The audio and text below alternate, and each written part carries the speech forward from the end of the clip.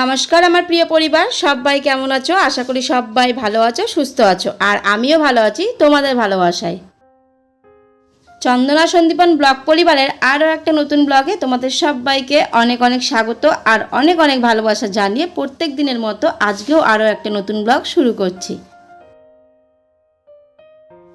আজ সোমবার আর সময় এখন ঠিক সকাল 6:30। তো এখন থেকে তোমাদের সাথে নিয়ে আমি আমার আজকের ব্লগটা শুরু করছি। আর ভিডিওটা তোমরা প্রথম থেকে লাস্ট পর্যন্ত দেখতে থাকো, আশা করি তোমাদের খুব খুব ভালো লাগবে। আর যদি সত্যি ভিডিওটা তোমাদের ভালো লাগে, আমার ভিডিওটা দেখে তোমাদের একটু কিছু উপকার হয়, তাহলে অবশ্যই কমেন্ট করে জানিও। আজ সোমবার, সপ্তাহের প্রথম দিন। আর সপ্তাহের প্রথম দিন মানে তোমার দাদাভাইয়ের ডিউটির তাড়া থাকে। তো যেহেতু ডিউটি যাওয়ার তাড়া, সেহেতু আমাদেরও কাজের খুব তাড়া। তো কাজ বলতে সংসারের যাবতীয় অন্যান্য কাজগুলো, রান্না তো মা সব করেই নিয়েছে প্রায়, শুধু ওই একটা দুটো মতো বাকি আছে, সেগুলো আমি করব। তো সকালবেলা ঘুম থেকে উঠে ফ্রেশ হয়ে মানে ঘর ঠর যা ঝাড় দেওয়া সব কিছু দেওয়া হয়ে গেছে, চেঞ্জ করে চলে এসেছি রান্নাঘরে। আর এসে প্রথমে কুট্টুসের খাবারটা রেডি করলাম, আর তারপরে দেখো আমি গুলিয়ে নিচ্ছি জলের মধ্যে একটু পাতিলেবুর রস। এখন একটু ফ্যানের তলে দাঁড়িয়েছি, মানে পুরো ঘেমে গেছি। আর দেখো লেবু জলটা আমি খাচ্ছি, আর পাখার তলে এখন থাকলে বেশ আরামই লাগছে, কারণ গাটা পুরো ঘেমে গেছে তো।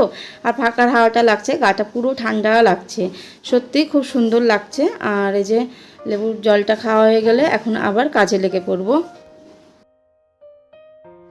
জলটা খেতে আমার একটুও ভালো লাগে না, কিন্তু তাও খাচ্ছি, দেখা যাক যদি কিছু কাজ হয়। সবাই তো বলছে লেবু জল খেতে, তাহলে একটু কাজ হবে।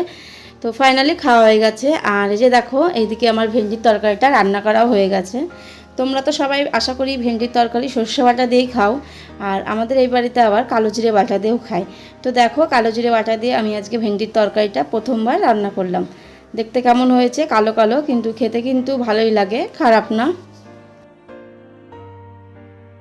ভেন্ডির তরকারিটা রান্না করতে করতে আমি ওদিকে আটাটাও মেখে নিয়েছি, তার কারণ আমার এখন রুটিটাও করতে হবে। তো আটাটা আমার মাখা হয়ে গেছে। আর চলো একবার দেখিয়ে দিই আজকে মা কী কী রান্না করেছে। মা এই যে রান্না করেছে মাছের তরকারি। এখানে কিন্তু দুই রকমের মাছ আছে, একটা আছে রুই মাছ আর একটা আছে বোয়াল মাছ। তো 2 পিস মতো রুই মাছ আছে, 1 পিস তোমাদের দাদাভাইয়ের আর 1 পিস আমার ছেলের, আর বোয়াল মাছগুলো আমাদের। আর এদিকে রান্না করেছে আম দিয়ে টক ডাল। তো এখন গরমের দিন আম দিয়ে টক ডালটাই বেস্ট লাগে খেতে। তোমাদের দাদা ভাই আর বাবা কালকে এই লেবুগুলো আর কলাগুলো এনেছে। তো লেবুগুলো এনেছিল বাবা, আর কলা এনেছিল তোমাদের দাদা ভাই। কালকে আর রাখা হয়েছিল না, তাই এখন একবারে রেখে দিলাম।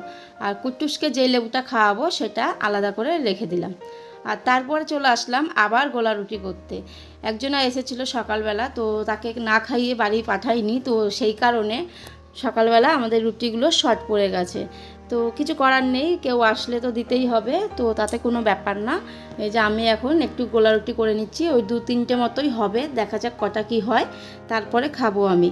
আর একটা রুটি আছে, একটা রুটি খাবো, আর যা হয় আর কি গোলা রুটি খাবো।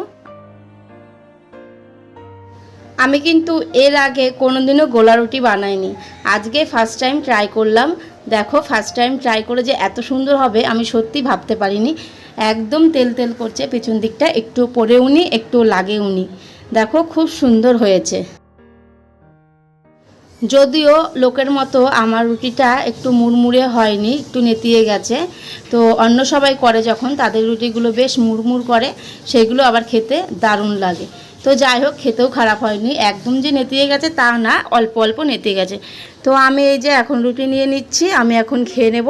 2টো গোলা রুটি নিলাম, আর একটা ওই আগের যে রুটিটা ছিল সেই রুটিটা নিলাম, আর ডিমের অমলেটটা নিয়ে নিলাম।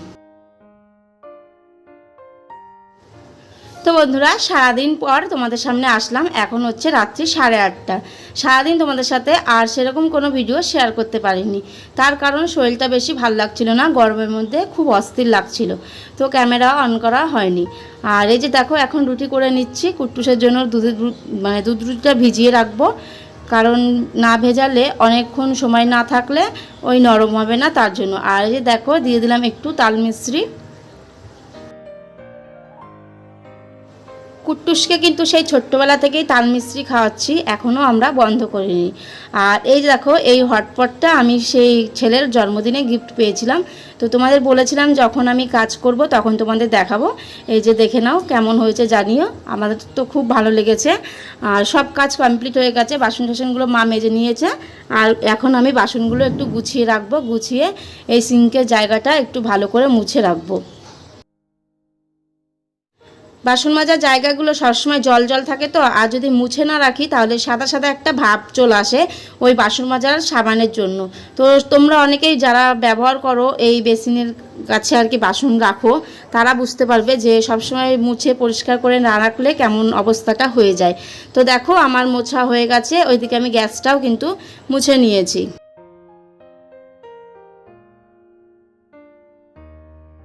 হয়ে গেছে আমাদের রাত্রের খাওয়া দাওয়া, আর চলে এসেছি এখন ঘরে। আর দেখো প্রত্যেক দিনের মতো আমি আজকেও আমার মাথায় তেল দিতে নিয়েছি। মানে প্রত্যেক দিন বলতে যেদিন যেদিন মাথায় শ্যাম্পু করি তার আগের দিন রাত্রেবেলা যে তেলটা আমি মাথায় দিই, তো সেই তেলটাই দিচ্ছি। এই তেলটা কিন্তু আমি নিজস্ব হাতে নিজের হাতে বাড়িতেই বানিয়েছি। দোকানের কেনা অনেক তেলই আমি ব্যবহার করেছি, কিন্তু তার কোনো ফল আমি পাইনি। আমার সেই চুল উঠেই যায়, আর চুলগুলো কেমন যেন শুষ্ক শুষ্ক ভাব হয়ে গেছে, সেই কারণে আমি এই তেলটা বানিয়েছি। দেখা যাক কি হয়, ফল পেলে তোমাদের নিশ্চয়ই জানাবো। আর প্রত্যেক দিনের মতোই চুলটা বেনেনি করে নেব। আর দেখো আমি কিন্তু তেলটা ভালো করে সব জায়গায় দিচ্ছি, মাথার তালুতে, এই ডগা গোড়া সব জায়গাতে আস্তে আস্তে করে দিচ্ছি। কিন্তু কেউ যদি দিয়ে দেয় সেটা একটু বেশি ভালো হয়। তো যাই হোক, গরমের মধ্যে আমি বেশিক্ষণ চুল ছাড়িয়ে রাখতে পারছিলাম না, তাই তাড়াতাড়ি করে আমি চুলে বেনি করে নিলাম। হয়ে গেছে আমার প্রায় বেনি করা। তাহলে বন্ধুরা চলো ভিডিওটাও আজকে এখানে শেষ করি। দেখাবে নেক্সট একটি ভিডিওর সাথে। সবাই ভালো থেকো, সুস্থ থেকো, সাবধানে থেকো। চলো টাটা, গুড নাইট।